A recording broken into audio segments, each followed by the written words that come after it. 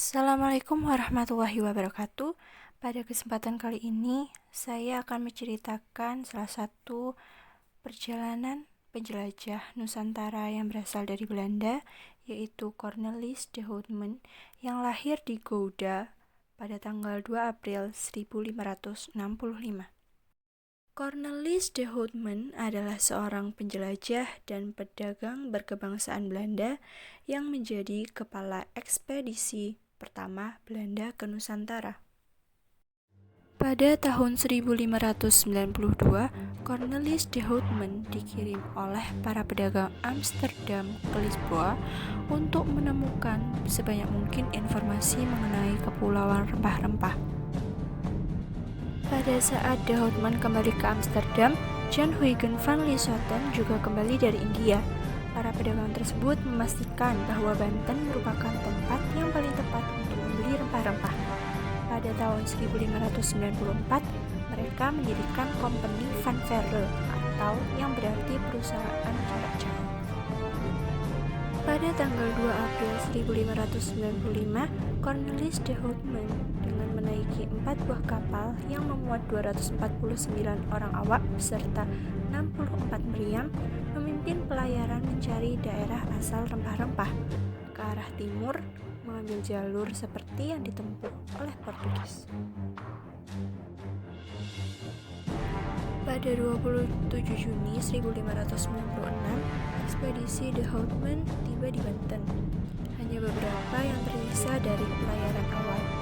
Penerimaan penduduk awalnya bersahabat, tetapi setelah beberapa tabiat kasar yang ditujukan awak kapal Belanda, Sultan Banten bersama dengan petugas Portugis di Banten mengusir kapal Belanda tersebut. Ekspedisi de Houtman berlanjut ke utara pantai Jawa. Kapalnya takluk ke pembajak. Beberapa tabiat buruk berujung kesalahpengertian dan kekerasan di Madura. Seorang pangeran di Madura terbunuh. Beberapa awak kapal Belanda ditangkap dan ditahan sehingga de Houtman membayar denda untuk melepaskannya. Kapal-kapal tersebut lalu berlayar ke Bali dan bertemu dengan Raja Bali. Mereka akhirnya berhasil memperoleh beberapa pot merica pada tanggal 26 Februari 1597. Kapal-kapal Portugis melarang mereka mengisi persediaan air dan bahan-bahan makanan. Bersama Frederik de Houtman, kakaknya, Cornelis memimpin 2 kapal untuk merapat ke Aceh. Pada tanggal 1 September 1599, terjadi pertempuran antara pasukan Belanda dengan pasukan Inong Bali yang dipimpin oleh Malahayati.